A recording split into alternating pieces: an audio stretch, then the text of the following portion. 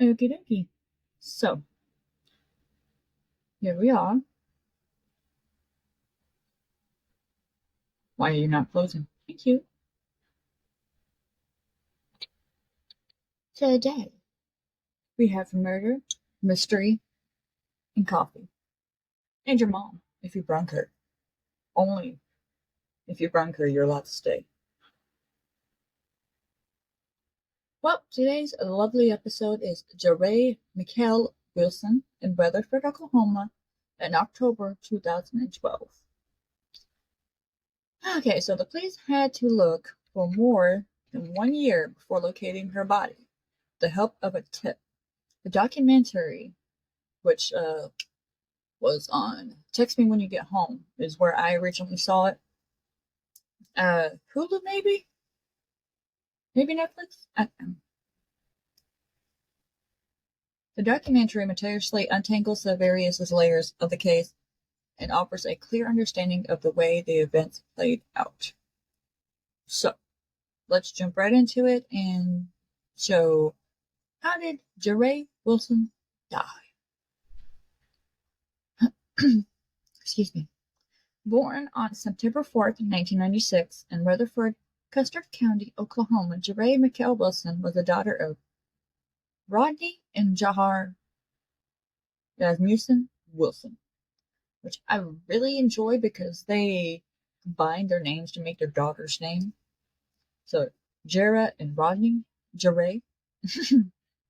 Okay, she was a student of Rutherford High School. The 16-year-old loved playing many musical instruments such as the guitar and the trumpet, as well as singing and listening to music. Apart from those, she was also passionate about horse riding, drawing, and snowmobiling.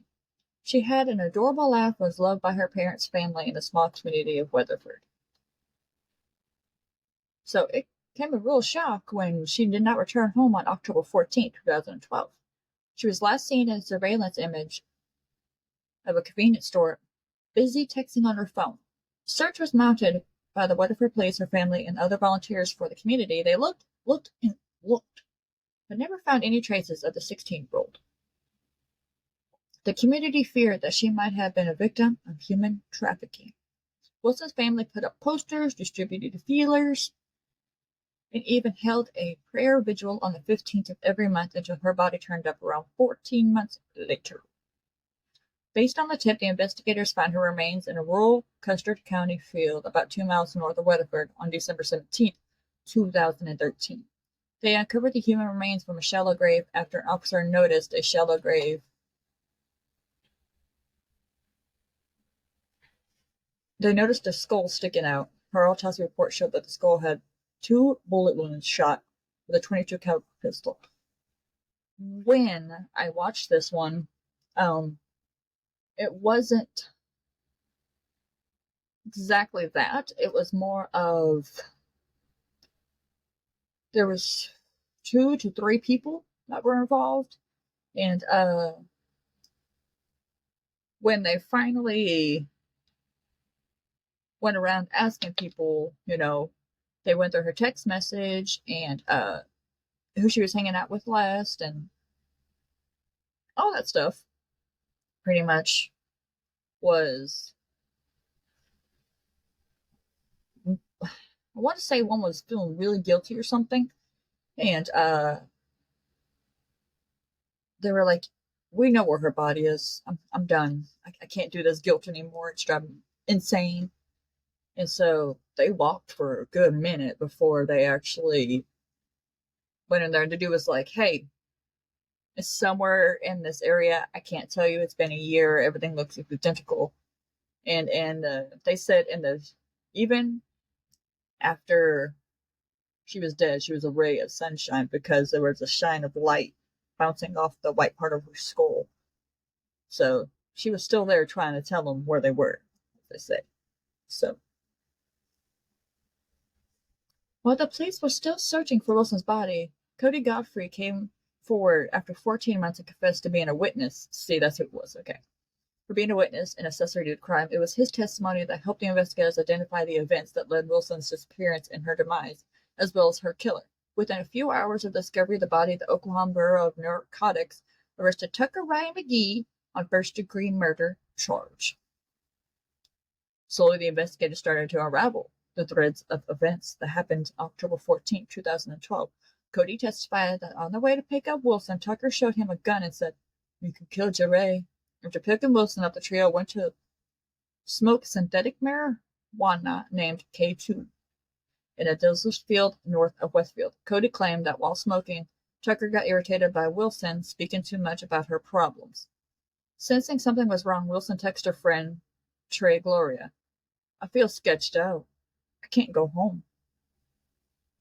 As Wilson was busy on her phone, Cody claimed Tucker shot her with a gun. According to Cody, she never saw it coming.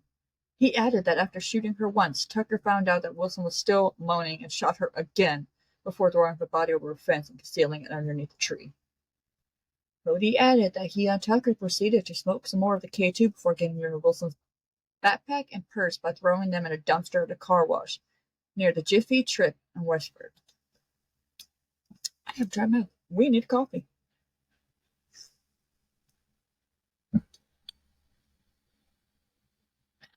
They returned the next day after school and Caleb McLemore's car to bury Wilson's body. Tucker also destroyed her phone and scattered the pieces into the nearby creek. Cody then led the police to the teenager's body. So, what happened to the boys? Cody Godfrey, Caleb Lemore, and Tucker McGee. The prosecutors wanted to pursue the death penalty for Tucker McGee, but settled for life imprisonment since he was just 10 days shy of his 18th birthday at the time of the murder. On March 3rd, 2015, Tucker was convinced of the charge of the first-degree murder by the jury. He was sentenced to life prison without the possibility of parole in April 2015. However, the Oklahoma legislature forbade judges to sentence minors to life imprisonment without the possibility of parole. Thus, an appeals court overturned the former sentencing. Tucker was resentenced to life in prison with a possibility of parole for 38 years in June 2018. As per official court records, Tucker McGee is presently incarcerated in a cell in the Lawson Correctional Facility in Oklahoma. Caleb McLemore pled guilty to being an accessory after the fact in Wilson's death in January 2015 and was sentenced to 25 years in prison. He needed to serve at least 10 years of the sentence, the remaining 15 years suspended. As per records, he is presently out of jail. As a part of a plea agreement, Cody was given 7 years probation after being found guilty of the accessory to murder after the fact. Wilson's parents tried to push Senate Bill 1221 that would set the motion for evaluating minors convicted of murder and give judges instead of a jury the power to sentence them to life in prison without the chance of the parole. However, the governor of the state vetoed the bill.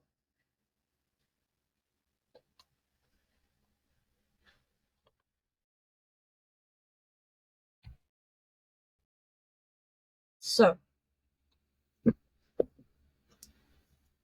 they said they last heard from their daughter, JaRay, around 5 p.m. the day before.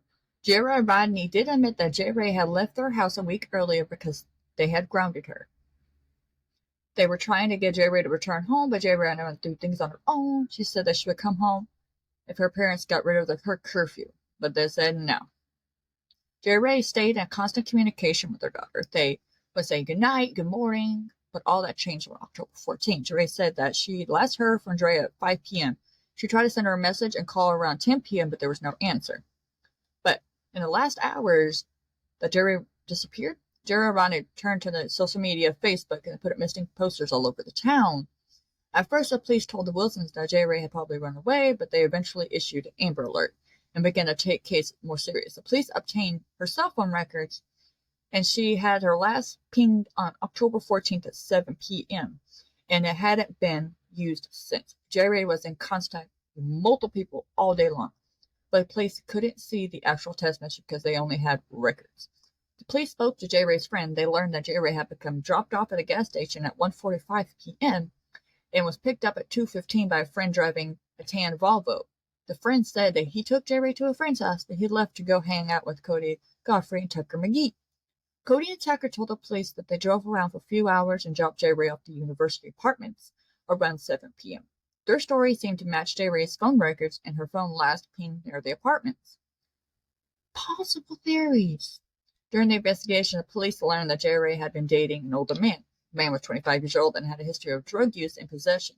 When the police tracked him down, he was in jail. He didn't seem concerned about JaRay's disappearance. He said, "I wasn't involved."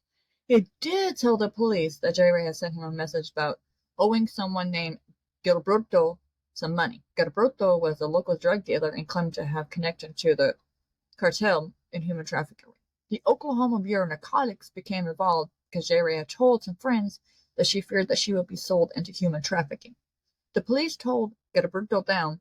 He was also in jail for drug charge. Gilberto, also knowing JaRay, said that he had mutual friends and would sometimes give her rides. Gilberto said that he wasn't involved in JaRay's disappearance. He agreed to take a polygraph test and passed. Gilberto wasn't the tough person he claimed to be. He didn't have any connection to the cartel or any international operations. He was cleared as a suspect. With friends like these. JaRay's disappearance, and the police weren't receiving any tips. The police decided to go back to the beginning and review JaRay's friends that she had spent time with on October 14, 2012. They soon zeroed in on Cody Godfrey and Tucker McGee.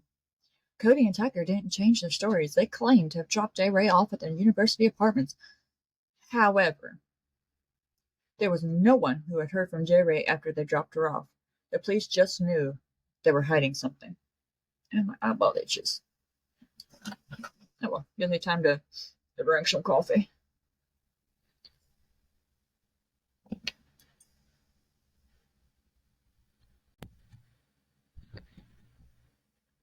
A grand jury convened in hopes that Tucker and Cody would admit to something while they were under oath. Neither of them changed the stories until Cody decided to admit to what really happened. The police had been planning to give them polygraph tests, but Cody had said he would tell them the truth. Cody said Tucker received a message from JaRay asking for a ride. Cody and Tucker showed him a gun and said they killed her. They smoked some synthetic marijuana and picked her up. I keep wanting to say marijuana because that's what They picked her up. They drove to the deserted area and talked for a few hours. Cody said they were getting ready to leave, so he walked up to the car. Tucker said he had his gun in his waistband and shot JaRay in the side of the head. JaRay had been messaging on their phone and hadn't seen it coming. Cody said he got out of the car and heard JaRay moaning on the ground. Tucker had become angry and asked him why she wasn't dead. Cody said Tucker shot JaRay again, this time point blank range to the face. Cody said he felt as if they had no choice but to help Tucker move the JaRay body. They drove back into town and discarded JaRay's item in the dumpster. Cody, Tucker, and another friend, Caleb, returned to the area next morning and buried JaRay in her shallow grave. Shortly before she died, JaRay had texted her friend she was with. Tucker said she felt sketched out. I'm still questioning if sketched out meant that she doesn't feel right or it's kind of sketchy, you know, that kind of stuff. But yeah.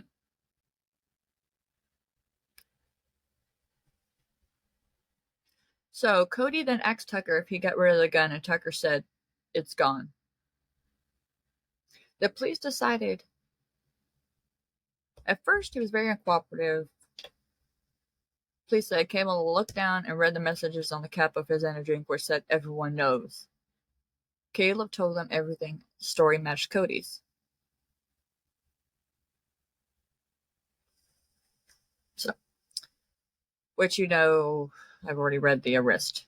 So, that was about it. So, final thoughts. JaRay didn't get the justice she deserved. Only one of her killers are in prison and could get possibly paroled someday. It's scary because he's obviously a dangerous individual. There's not really much emotion.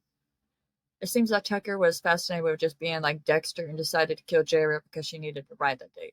All three of them should be in prison right now. So, yep. Well, ladies and gentlemen, that's it. That's all. Y'all have a wonderful day, wonderful time, and until next time, au revoir.